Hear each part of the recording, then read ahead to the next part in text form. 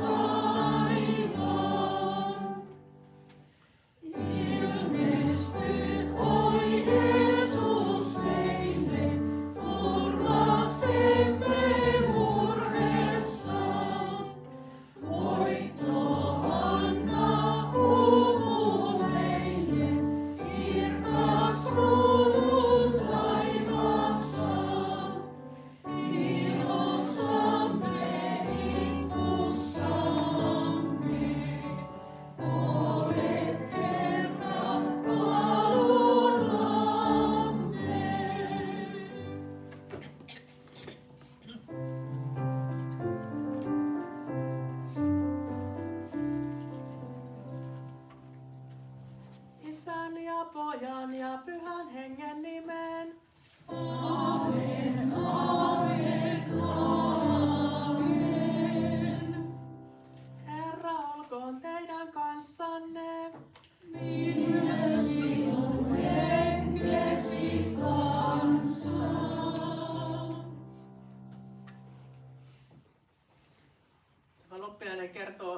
kun sanoillaan maailman valosta, Jeesuksesta Kristuksesta, hänestä, joka on tarkoitettu kaikille kansoille.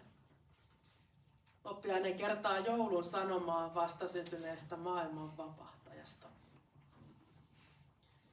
Tuossa äskeisessä virressä kerrottiin ja kiitettiin myös valosta, joka on tullut Kristuksessa meidän keskellemme.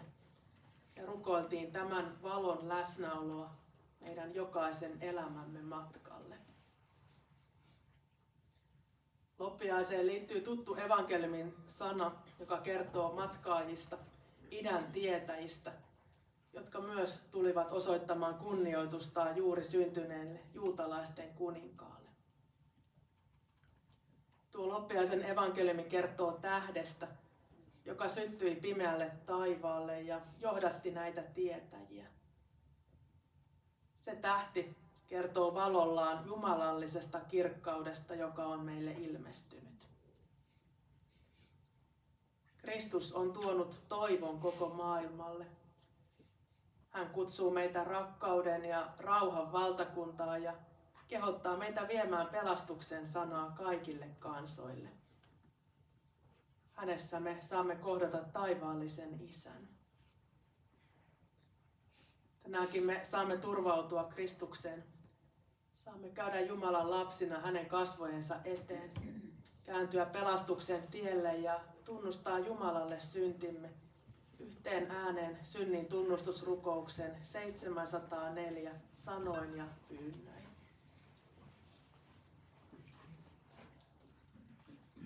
Taivaallinen Isä, sain kasteen sinun lapseksesi. Sinä siirsit minut pimeydestä valoon, kadotuksen alta taivaan perilliseksi. En ole kuitenkaan elänyt niin kuin lapsellesi sopii. En ole kuunnellut ääntäsi, enkä totellut tahtoasi. Jumala, armahda minua, poikasi Jeesuksen Kristuksen tähden. Pese minut puhtaaksi ja anna kaikki syntini anteeksi.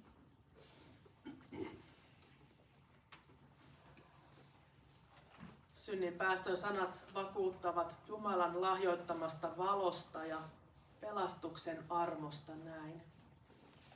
Jos me vaellamme valossa, niin kuin hän itse on valossa, meillä on yhteys toisiimme ja Jeesuksen, hänen poikansa veri, puhdistaa meidät kaikesta synnistä. Jos me tunnustamme syntimme, niin Jumala, joka on uskollinen ja vanhurskas, antaa meille synnit anteeksi ja puhdistaa meidät kaikesta vääryydestä. Amen, amen, amen. Herra, armahda meitä. Kristus, armahda meitä. Herra, armahda meitä. Onnea Jumalalle korkeuksissa. Onnea rauhaa ihmisillä, joita hän rakastaa. Jumalan koonin yhteiseen, nyt kiitos olkoon ajoineen. Herralle kansa palvokoon ja häntä kunnioittakoon.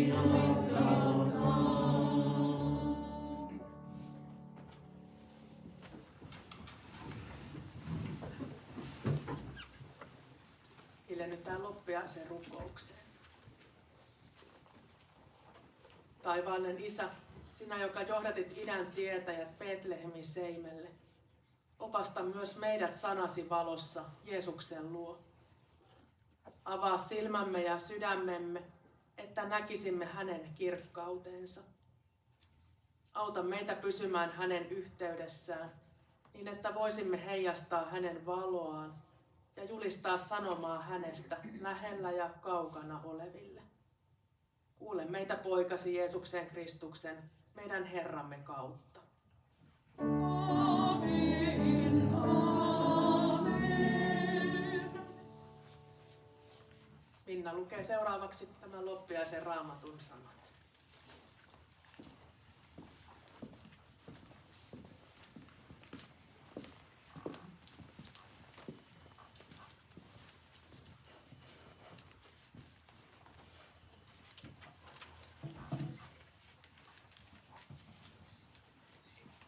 Luen vanhan testamentin tekstin Jesajan kirjasta 49, jakeista 5-7. Ja nyt, sanoo Herra, hän joka teki minut palvelijakseen, kohdusta alkaen palauttaakseen Jaakobin luokseen ja kootakseen Israelin suojaansa. Olen siis ollut Herralle arvokas, ja minun Jumalani on minun voimani. Näin hän sanoo. Ei riitä, että olet minun palvelijani ja saatat ennalleen Jaakobin heimot. Tuo takaisin Israelin eloon jääneet. Minä teen sinusta valon kaikille kansoille, niin että pelastus ulottuu maan ääriin saakka. Näin sanoo Herra, Israelin pyhä, kansansa lunastaja, tälle kaikkien halveksimalle, muukalaisten inhoamalle, itsevaltiaiden orjalle. Kuninkaat saavat vielä nähdä, he nousevat osoittamaan kunnioitusta, rohtinaat heittäytyvät maahan edessäsi. Herran tahdosta näin tapahtuu, hänen, joka on uskollinen, Israelin pyhän, hänen, joka on sinut valinnut.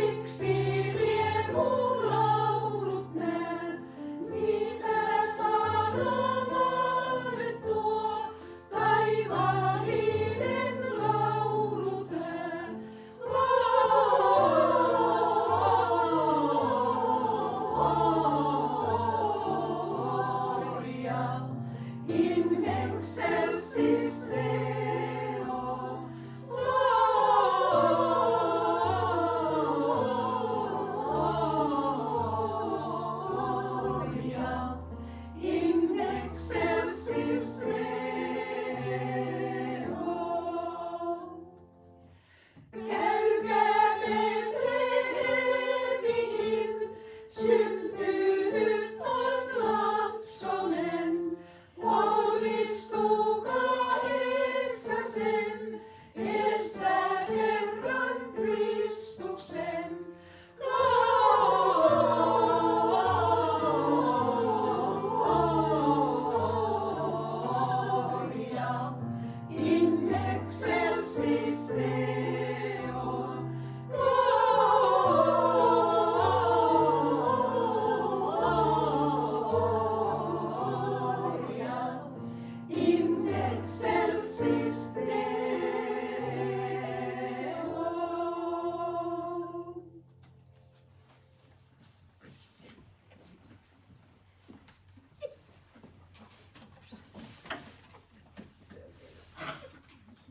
Luen kolossalaiskirjeestä 1, jakeet 24–27.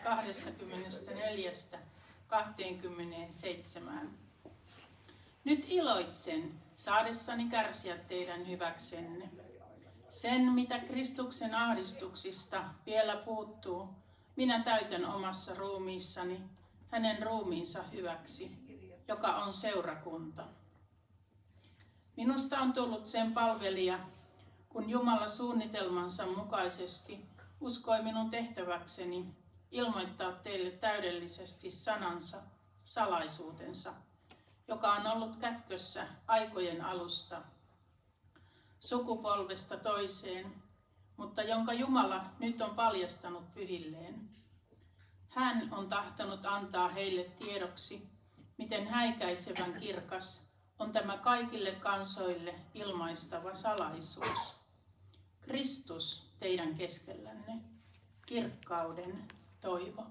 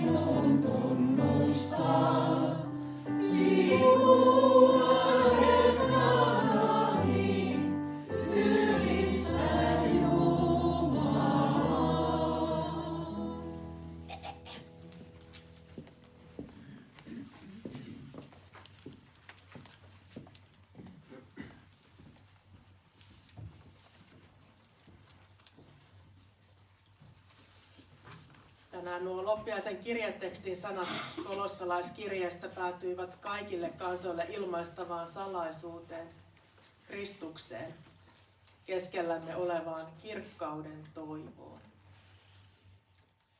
Tämän toivon luo saapuivat idän viisaat, niin kuin tuossa päivän virressä juuri laulettiin.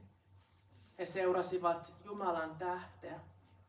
ja löysivät tien vastasyntyneen kuninkaan eli seimen lapsen luo. Ja tästä kuulemme pyhässä evankeliumissa Matteuksen mukaan sen 2. luvussa.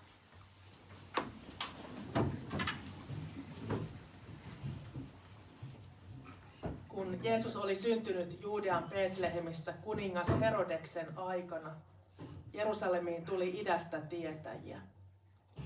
He kysyivät, missä se juutalaisten kuningas on, joka nyt on syntynyt.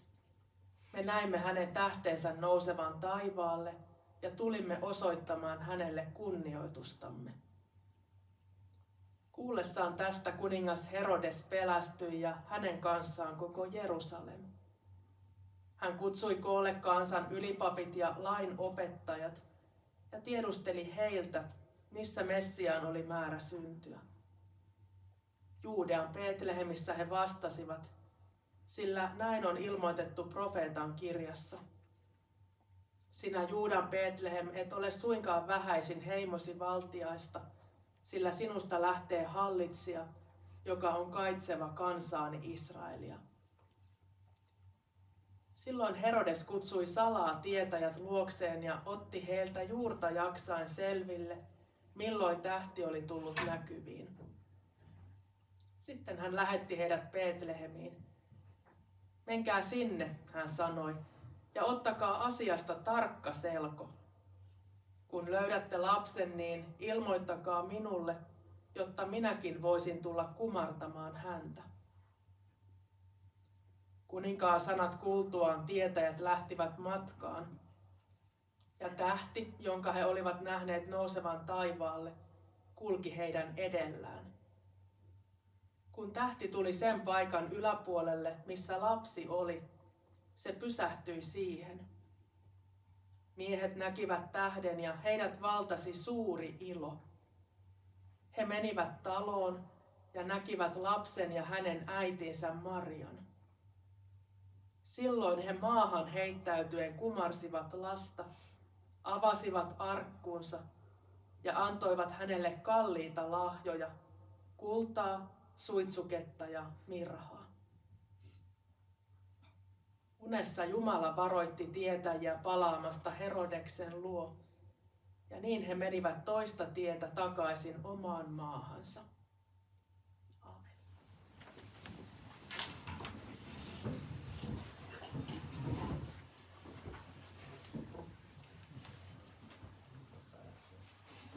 Mitä tietäjät saivat mukaansa, kun he lähtivät seimen lapsen luota takaisin omaan maahansa? Nuo tietäjät olivat tehneet matkaa tarkkojen suunnitelmien mukaan. Olivat seuranneet aikaansa ja ottaneet asioista ja tähtien liikkeestä selvää. Ja he uskoivat uuden ajan alkaneen, kun kirkas tähti syttyi taivaalle kertomaan syntyneestä kuninkaasta. Se tähti oli joulun tähti, joka loisti kaukaa siihen aikaan. Tähden kirkkaus heijastui läpi ajan ja avaruuden. Tuossa Matteuksen evankeliumissa tähti ilmoitti Messiaan syntymästä. Se oli maailman vapahtajan merkki. Ja sen avulla vieraat kaukaa tekivät matkaansa. Ajan tavan mukaan tähtiä tarkkailtiin. Ne kertoivat tietäjille jotakin tulevasta ja saivat heidät liikkeelle. Vai oliko se Jumalan sana, joka lähetti heidät matkaan? Jumalan sana kertoi, missä Messiaan oli määrä syntyä. Profeetta Miikan kirjaan sanoi, Messias nousee Betlehemistä ja että hänen juurensa ovat muinaisuudessa, ikiaikojen takana, aivan niin kuin taivaan tähden valokin. Profeettojensa kautta Jumala rohkaisi kansaa uskomaan, että pelastuksen aika koittaa, että Messias tulee ja tuo rauhan, että on uuden kuninkaan aika. Sanat uudesta kuninkaasta eivät ilahduttaneet Herodes suurta, tuota aikansa kovaotteista ja häikäilemätöntä hallitsijaa.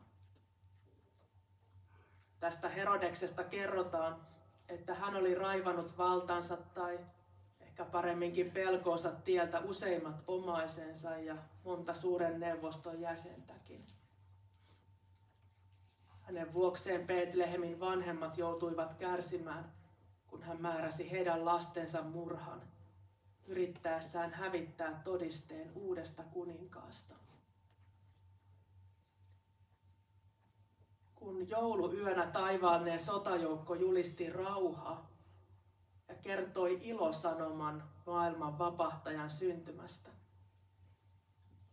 tuntui Herodes julistavan sotaa ja pelkäävän oman valtansa menettämistä.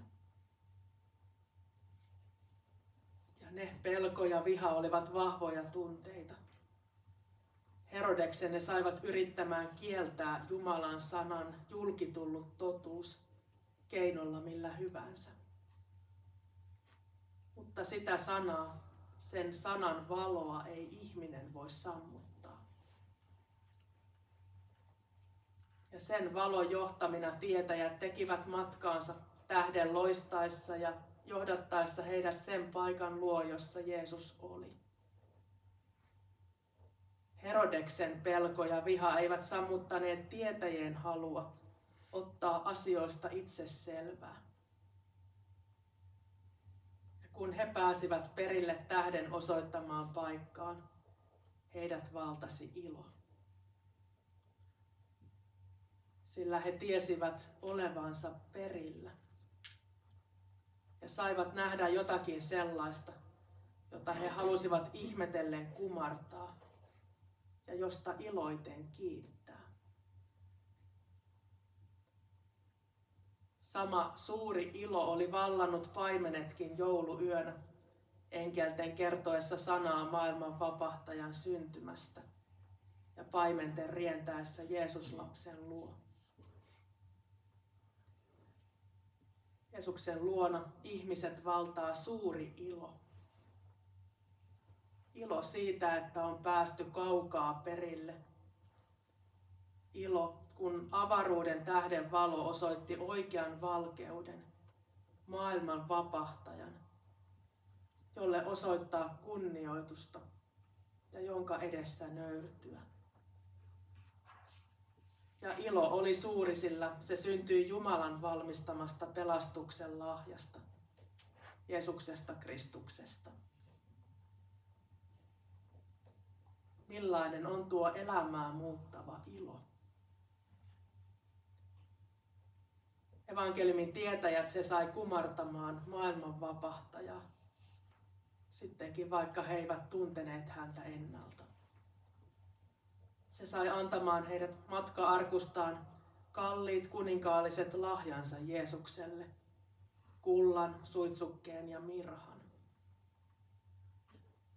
Ja se ilo sai tietäjät uhmaamaan kuningas Herodeksen käskyä ja palaamaan omaan maahansa toista reittiä ja niin suojelemaan uutta elämää, antaen hänen valonsa loistaa. Mitä tietäjät siis saivat matkaansa mukaan, kun lähtivät Seimen lapsen luota takaisin omaan maahansa? He saivat kokea elämänsä ihmeen. He näkivät omin silmin kestävän ilon lähteen, häikäisevän jumalallisen kirkkauden, Jumalan kaikille kansoille tarkoittaman salaisuuden, Kristuksen kirkkauden toivon.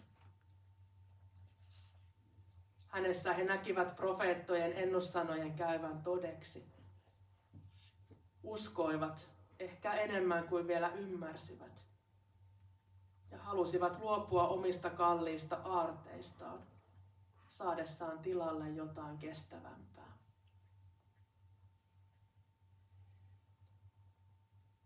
Tämä loppiaisen sana on siis sanomaa Kristuksesta, hänestä, joka on maailman valo, valo, joka on tarkoitettu kaikille kansoille. Siitä evankelista Matteus muistuttaa myös kirjansa lopussa, kun hän kertoo Jeesuksen antamasta lähetystehtävästä. Viedä sanaa kaikille kansoille, kastaa ja opettaa heitä. Kristus kutsuu luokseen matkojenkin päästä ja antaa armon valonsa loistaa keskelle meidän pimeää ja meidän pelkojamme.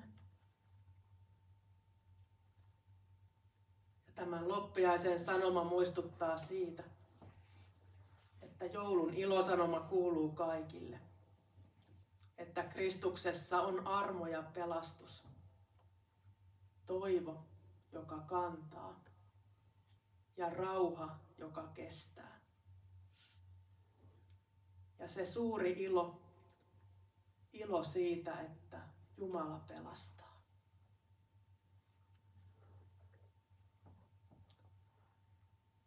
Nousemme nyt tunnustamaan yhdessä yhteisen kristillisen uskomme kolmiyhteiseen Jumalaan. Minä uskon Jumalaan, Isän kaikkivaltiaaseen, taivaan ja maan luojaan, ja Jeesukseen Kristukseen, Jumalan ainoaan poikaan, meidän Herramme, joka sikisi pyhästä hengestä, syntyi neitsyt Mariasta, kärsi Pontius Pilatuksen aikana, ristiin naulittiin, kuoli ja haudattiin, astui alas suonelaan, nousi kolmantena päivänä kuolleista, astui ylös taivaisiin, istuu Jumalan, Isän kaikkivaltiaan oikealla puolella, ja on sieltä tuleva tuomitsemaan eläviä ja kuolleita. Ja pyhään henkeen, pyhän yhteisen seurakunnan, pyhän yhteyden, syntien anteeksi antamisen, ruumiin ylösnousemisen ja iankaikkisen elämän.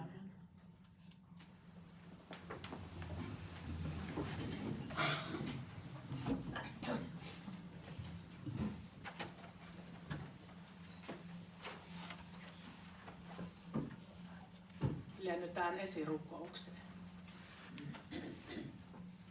Jeesus Kristus, maailman valkeus, me rukoilemme valoasi seurakuntaamme ja koko kirkkoomme.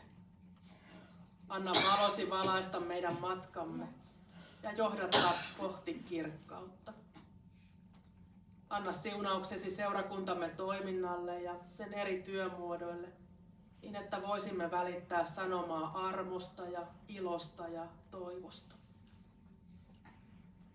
Jumala, me pyydämme siunaustasi kaikille kirkkomme piispoille ja oman hiippakuntamme piispalle Matti Salomäelle, kaikille seurakuntamme vastuunkantajille, luottamushenkilöille ja työntekijöillekin. Me rukoilemme kaikkien kristittyjen puolesta. Muista kirkoissa ja rukoushuoneissa ja kodeissa kokoontuvia kristittyjä. Tuo valosi erityisesti sinne, missä uskon lamppu on sammumassa. Ja sytytä tähtesi sinne, missä on jo pimeää. Johdata pimeästä kirkkauteen. Taivaallinen Isä, anna oman seurakuntamme nimikkoläheteille työn iloa, terveyttä ja siunaus heidän työlleensä. Ole heidän tukenaan ja voimanaan. Ja siunaa myös ystävyysseurakunnassamme Pyhäjoella tehtävää työtä. Kaikkivaltias Jumala, näin loppiaisena me muistamme idän tietäjiä, jotka tulivat tervehtimään vastasyntynyttä poikaasi, maailman vapahtajaa. Auta kaikkia etsijöitä löytämään tie sinun luoksesi ja ole tukenamme heidän etsiessään tietä sinun armosi valoon. Taivaallinen Isä, me kiitämme sinua perheestä ja kaikista läheisistämme ja ystävistämme. Kiitos yhteydestä, läsnäolosta ja rakkaudesta. Hoida armollasi ja valollasi kotejamme ja anna kaikille perheenjäsenille tahtoa ja voimaa rakastaa ja palvella toisiaan. Opeta meitä myös pyytämään ja antamaan anteeksi. Ja siunaa erityisesti kaikkia lapsia ja nuoria. Jumala taivaallinen Isämme, me kiitämme sinua kasteesta, jossa olet kutsunut meidät vaeltamaan valon lapsina. Me muistamme edessäsi niitä, jotka eri puolilla maailmaa elävät tämän kutsumuksen mukaisesti. Rohkaise meitä levittämään sanasi valoa kaikkialle. Pyhä Jumala, me jätämme itsemme, toinen toisemme ja koko elämämme sinun haltuusi. Amen. Amen. Lauletaan seuraavaksi virsi 46 ja sen aikana kannetaan kolehti Open Doors Finland-yhdistyksen kautta Etiopiassa toimiville yhteisöhankkeille, jossa autetaan vakavaa vainoa kohdanneita kristittyjä perustarpeita tukevan työn avulla.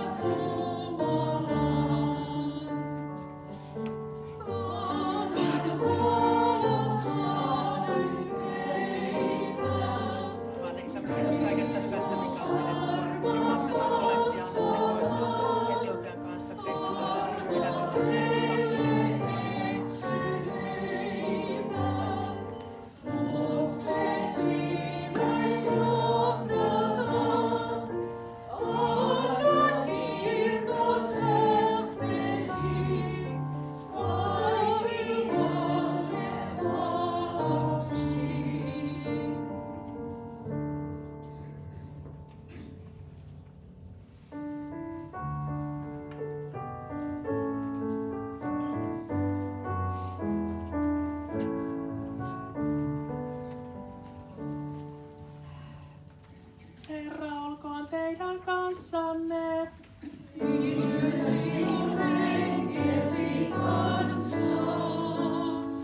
Ylentäkää sydämenne. Ylennämme sen Herran puoleen. Kiittäkäämme Herra Jumalaamme. Ihan oikein ja arvollista.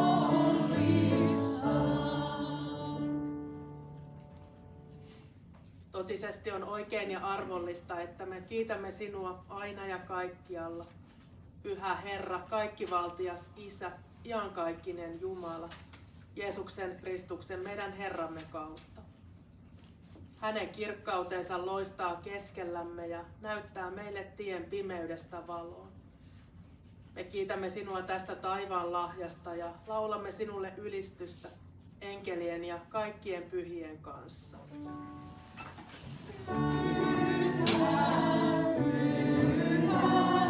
Pyhä Herra Sebaot, taivas ja maa on täynnä sinun kirkkauttasi. Hosianna korkeuksiin.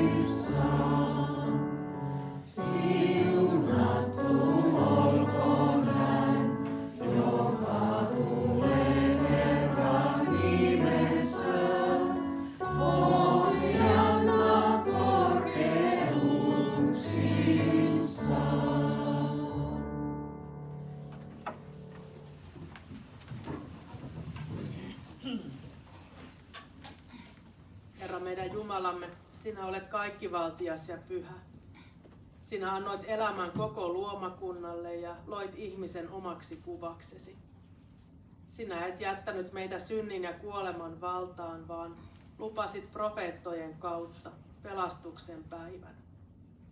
Kun aika koitti, sinä lähetit poikasi. Hän syntyi ihmiseksi ja lunasti meidät ristillä.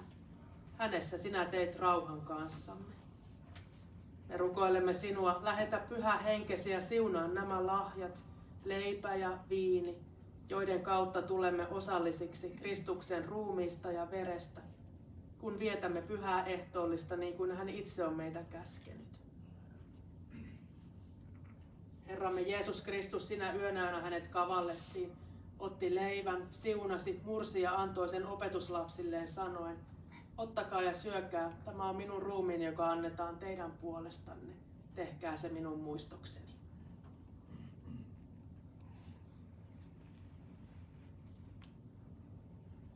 Samoin hän otti maljan, kiitti ja sanoi, ottakaa ja juokaa tästä te kaikki. Tämä malja on uusi liitto minun veressäni, joka vuodatetaan teidän puolestanne syntien anteeksi antamiseksi. Niin usein kuin te siitä juotte, tehkää se minun muistokseni.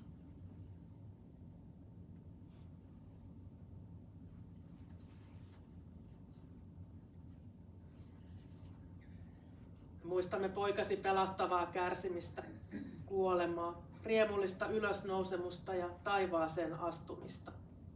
Me odotamme hänen paluutaan kirkkaudessa. Anna meille pyhä henkesi, että ottaisimme uskossa vastaan ehtoollisen lahjan. Tee meistä yksi ruumis Kristuksessa ja johdata meidät rakkauden tekoihin, sinulle kiitokseksi ja kunniaksi. Hänen kauttaan, hänen kanssaan ja hänessä kuuluu sinulle kaikkivaltias Isä, pyhän hengen yhteydessä, kunnia ja kirkkaus aina ja ikuisesti. Amen, amen, amen. Rukoillaan nyt yhteen ääneen. Isä meidän, joka olet taivaissa, pyhitetty olkoon sinun nimesi, tulkoon sinun valtakuntasi, tapahtukoon sinun tahtosi, myös maan päällä, niin kuin taivaassa. Anna meille tänä päivänä meidän jokapäiväinen leipämme, ja anna meille meidän syntimme anteeksi, niin kuin mekin anteeksi annamme niille, jotka ovat meitä vastaan rikkoneet. Äläkä saata meitä kiusaukseen, vaan päästä meidät pahasta, sillä sinun on valtakunta ja voima ja kunnia iankaikkisesti. Amen.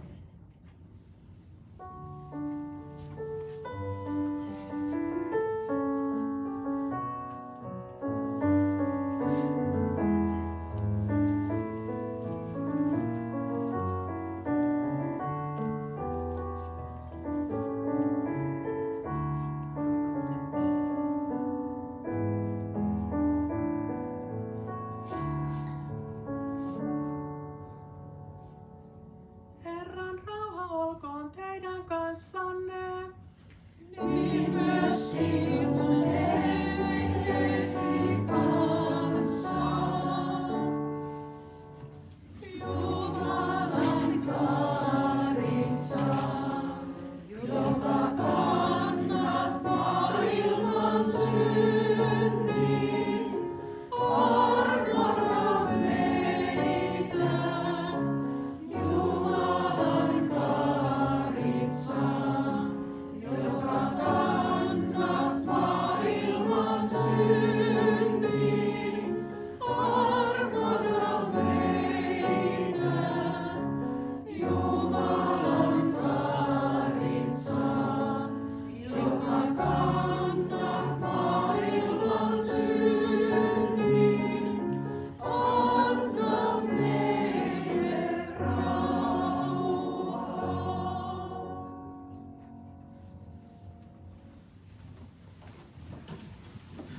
Jaamme ehtoollista tässä alttaripöydän edessä ja toivomuksena on niin päin, että jos jono tulisi täältä reunasta ja tätä kautta sitten voitte siirtyä takaisin penkkeihin. Tämä viini on alkoholitonta viiniä ja kaikki leivät ovat gluteenittomia ehtoollisleipiä.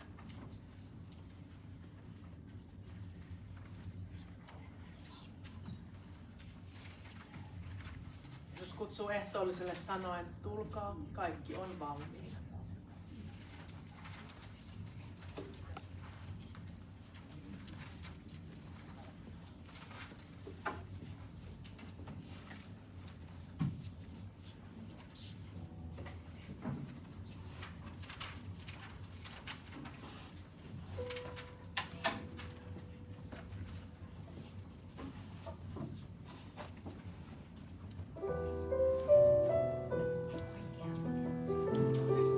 Sinun puolestasi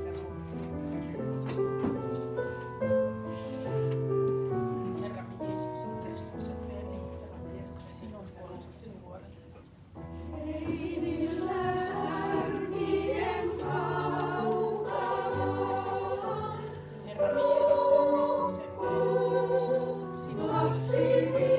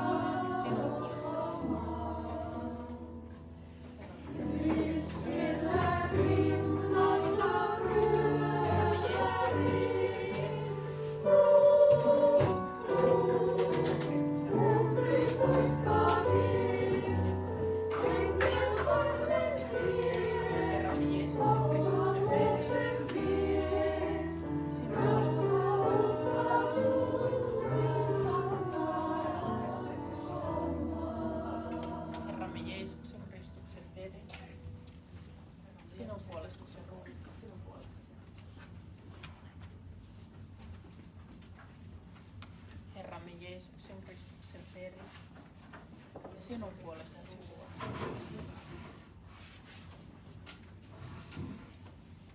Herramme Jeesuksen Kristuksen veri, sinun puolestasi ruoka.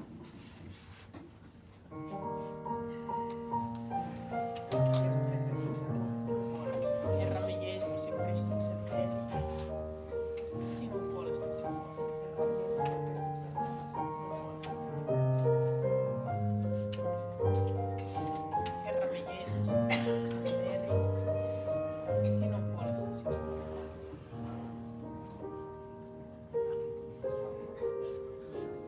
Herramme Jeesuksen Kristuksen veri,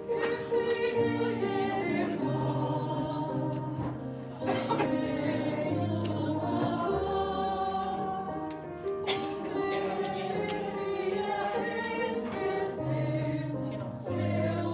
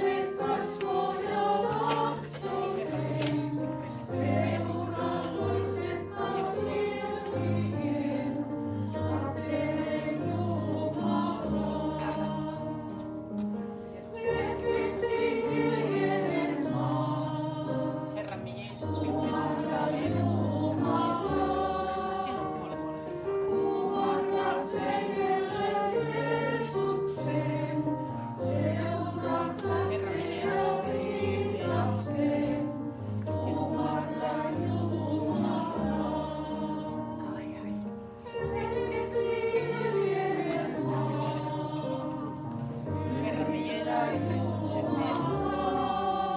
Sinun puolestasi Jeesuksen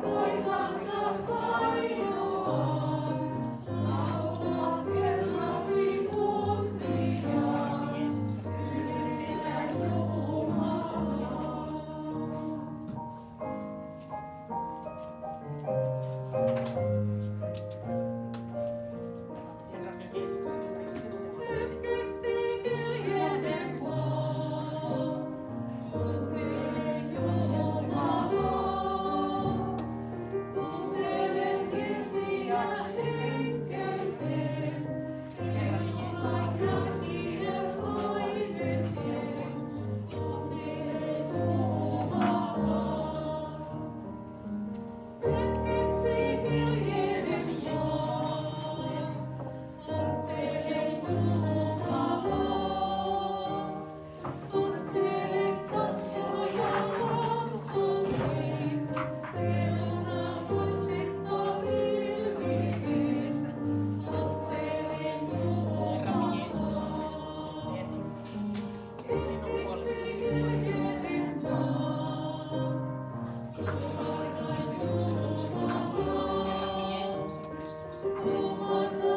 Sinun puolestasi.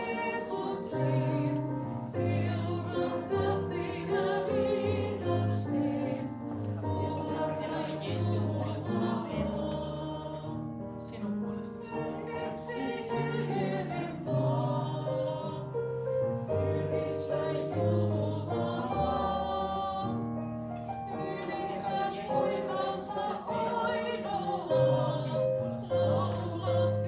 Herramme Jeesuksen Kristuksen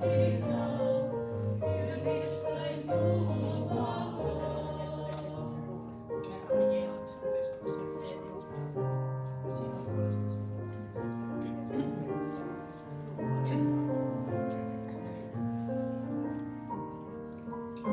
Herramme Jeesuksen Kristuksen veri. Herramme Jeesuksen Kristuksen veri. Sinun puolestasi.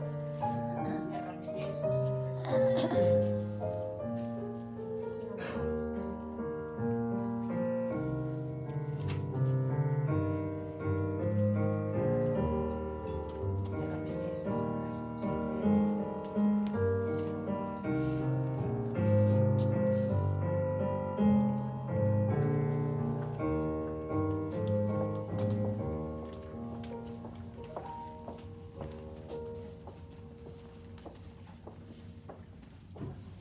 Herramme Jeesuksen Kristuksen veri. Sinun puolestasi. Herramme Jeesuksen Kristuksen veri. Sinun puolestasi. Sinun puolestasi.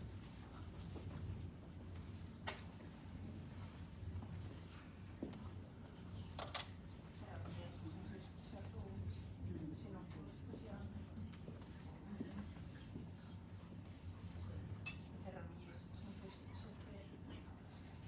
Sinun puolestasi.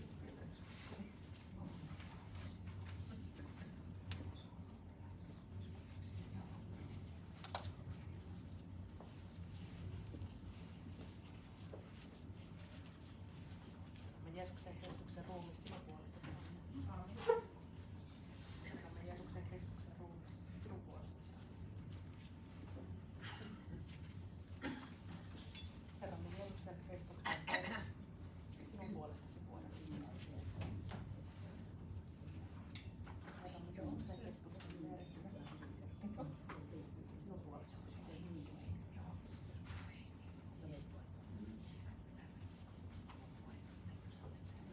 puolestasi.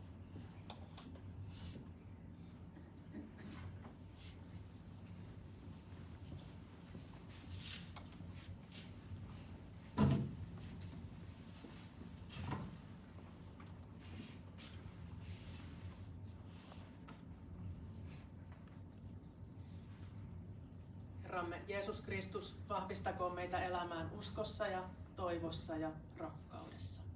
Aamen.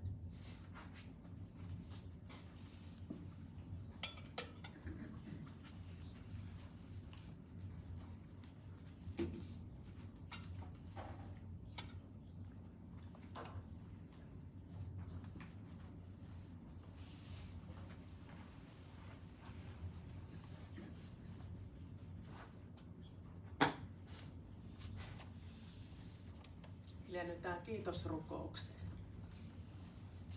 Taivaallinen Isämme, kiitos ehtoollisen lahjasta. Anna Kristuksen asua sydämissämme niin, että heijastaisimme hänen valoaan maailman pimeyteen. Tätä pyydämme ihmiseksi syntyneen poikasi, Jeesuksen Kristuksen kautta, hänen joka elää ja hallitsee sinun ja Pyhän Hengen kanssa aina ja ikuisesti. Amen, amen. Nostaa laulamaan ylistysvirsi.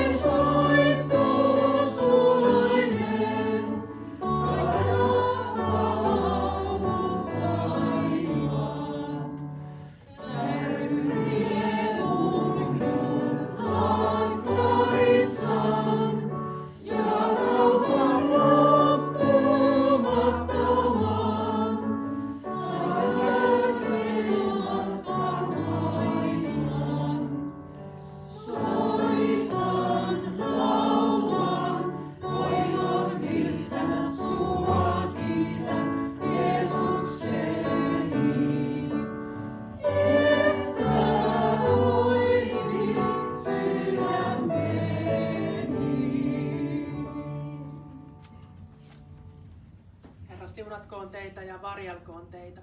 Herra, kirkastakoon kasvonsa teille ja olkoon teille armollinen.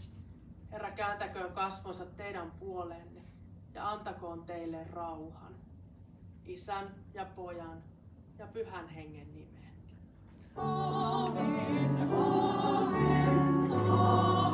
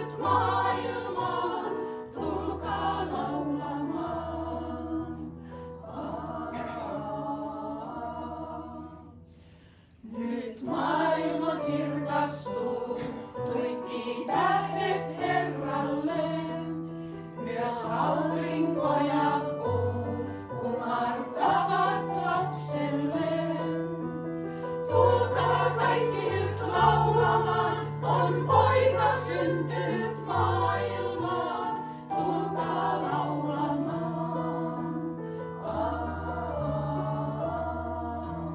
Tulkaa kaikki nyt laulamaan, on poika syntynyt maailmaan, tulkaa laulamaan.